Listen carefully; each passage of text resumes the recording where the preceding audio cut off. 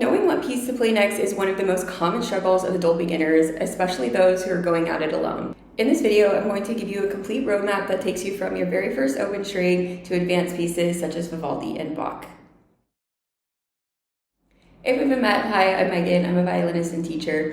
I've been playing violin practically my whole life and been teaching for over 12 years now. The majority of my students are adult beginners just like you, so I know what it takes to go from total violin noob to playing your favorite tunes. When choosing what piece to play next, you want to choose something that is appropriate for your ability level. Something that challenges you, but it's not too challenging and it's also not too easy.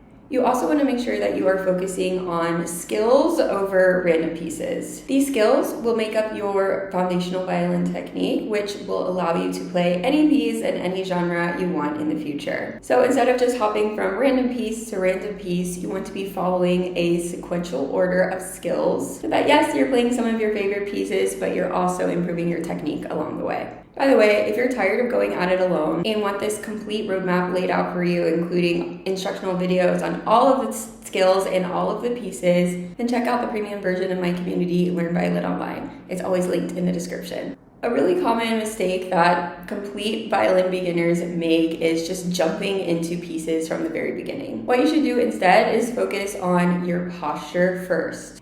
You need to work on holding the bow, learning how to hold the violin properly and in a way that feels good to you, aka no pain, no tension, no discomfort. Sometimes this involves playing around with different shoulder rest options and perhaps even different chin rests as well. You need to work on open strings. Yes, they can be a little bit boring, but they are vital for learning to bow straight, learning to keep your bow halfway between the bridge and the fingerboard, aka not sliding around, and of course, maintaining a good bow hold as you're playing. After you have your posture and your open string bowing, then you can start to add finger notes. I suggest starting with the A major finger pattern, which involves the high second finger, meaning that your 2 and your 3 are touching. There's a lot of great beginner tunes written in this key and in this finger pattern. Once you feel confident playing fingers 1, 2, and 3 on both the A string and the E string, you can practice string crossings, aka crossing between A and E within a piece.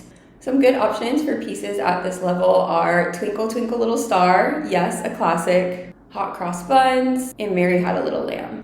Once you feel confident with your posture, your open string bowing, fingers 1, 2, and 3, and crossing between strings, then you can start to incorporate the 4th finger. The 4th finger, the pinky, is notoriously the most difficult finger to play with because it's smaller and weaker than the other fingers, and because it shares a tendon with your 3rd finger. So that means it's very hard to get the 4th finger to move independently. So if you're finding yourself struggling with the 4th finger, you're not alone, I promise. And in fact, I'll leave a video linked in the description with some 4th finger exercises. Some good tunes to learn at this level are Somewhere Over the Rainbow, Ode to Joy, and Amazing Grace. Once you feel confident with your posture, positioning, open string bowing, string crossings, and all 4 fingers, then you can start to experiment with different finger placements. I recommend starting with the low 2nd finger, which means that your 2 will now be touching your 1 instead of your 3. At this point, you can play Happy Birthday, Leonard Cohen's Hallelujah, and even Last of the Mohicans. Yes, you might not be able to play it at the speed that you hear it played, but that's okay. You'll still be able to play all of the notes.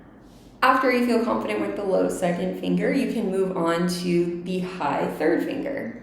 With this new finger placement, you can play tunes like Jingle Bells and Vivaldi's Spring, an easier version, of course. Once you feel good with the high 3rd finger, then you can move on to the low 1st finger. And here you can also start diving into minor scales. It opens up a whole new sound world. You're no longer stuck playing happy-go-lucky pieces. You can add some emotion and sadness and mysteriousness to the mix. With the low 1st finger, you can play Beethoven's Minuet in G and Hedwig's theme from Harry Potter. The final finger placement that you need to learn is the low 4th finger.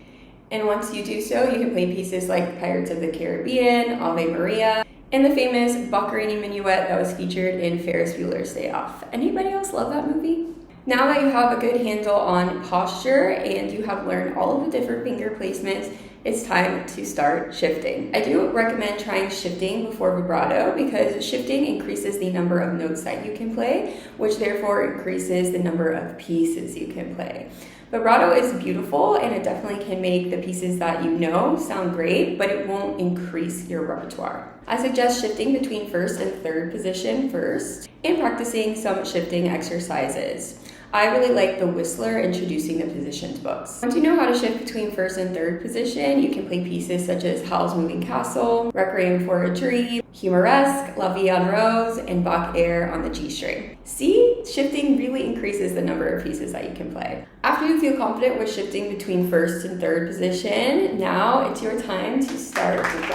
While vibrato is beautiful, I like to describe it as the icing on the cake. You wouldn't just eat a big ball of icing, would you? I mean, maybe you would, but I wouldn't. You need to have a very nice, moist, yummy cake first, and then you can put the icing on top, and it'll make it just that much better. I have a whole playlist here on my channel with vibrato videos that I'll link below if you're interested. As you're working on vibrato, then you can start to explore second position.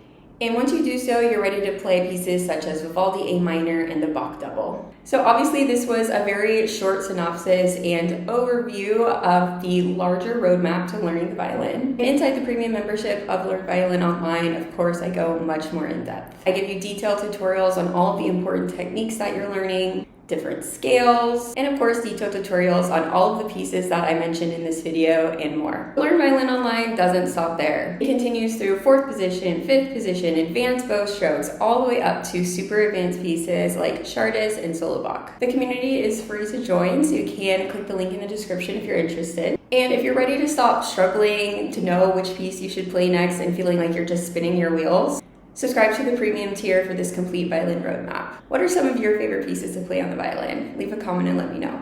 Thank you so much for watching, and please make sure you subscribe before you go.